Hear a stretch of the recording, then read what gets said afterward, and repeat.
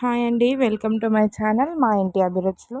ఇవాళ టమాటో సిరీస్లో special tomato నిల్వ పచ్చడి చూపిస్తున్నాను.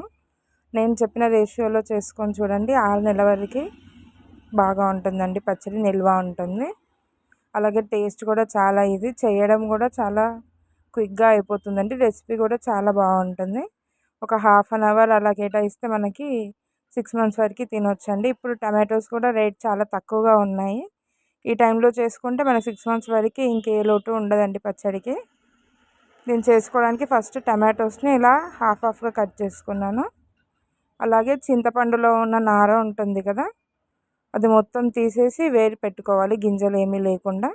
ఇక్కడ నేను 1 kg టమాటోస్కి చూపిస్తున్నానండి. మీరు దాన్ని బట్టి క్వాంటిటీ అడ్జస్ట్ చేసుకోండి. 1 kg టమాటోస్కి నేను 150 grams చింతపండు తీసుకున్నాను.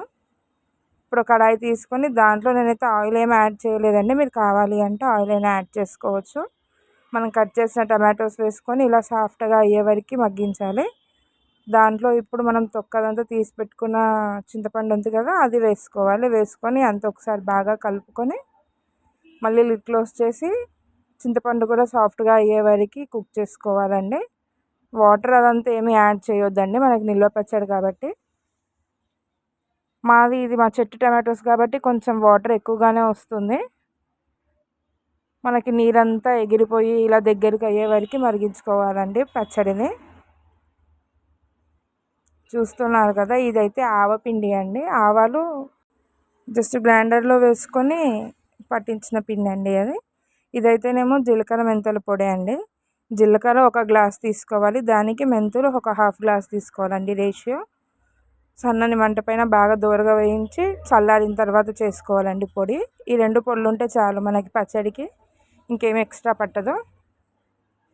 చూస్తున్నారు కదా, చింతపండు టమాటోస్ అయితే బాగా మగ్గాయి. ఇప్పుడు స్టవ్ ఆఫ్ చేసుకొని పక్కకు పెట్టేసి ఇంకో కడాయి తీసుకొని పచ్చడికి తాలింపు పెట్టుకుంటున్నాను.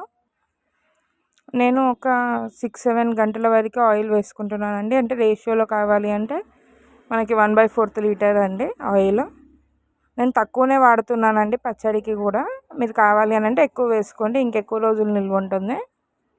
ఇప్పుడు దాంట్లోకి నేను ఒలిచి పెట్టుకున్న వెల్లుల్లి వేసుకుంటున్నాను. వెల్లుల్లి క్వాంటిటీ మన ఇష్టం అండి, ఎంతైనా వేసుకోవచ్చు. దాంట్లోకి ఒక దోసెడు శనగపప్పు వేసుకుంటున్నాను. ఒక 2 స్పూన్స్ జీలకర్ర, ఒక 2 స్పూన్స్ ఆవాలు, ఒక ½ స్పూన్ ఇంగువ యాడ్ చేస్తున్నాను నేను. ఇంగువ స్మెల్ టేస్ట్ బాగుంటుందండి, పచ్చడిలో అయినా కర్రీస్లో అయినా తప్పకుండా యాడ్ చేయండి.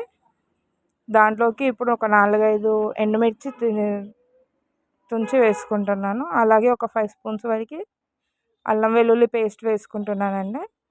వేసుకున్న తర్వాత అన్నీ బాగా కలుపుకొని పచ్చివాసన అంతా పోయే వరకు ఉంచుకోవాలండి.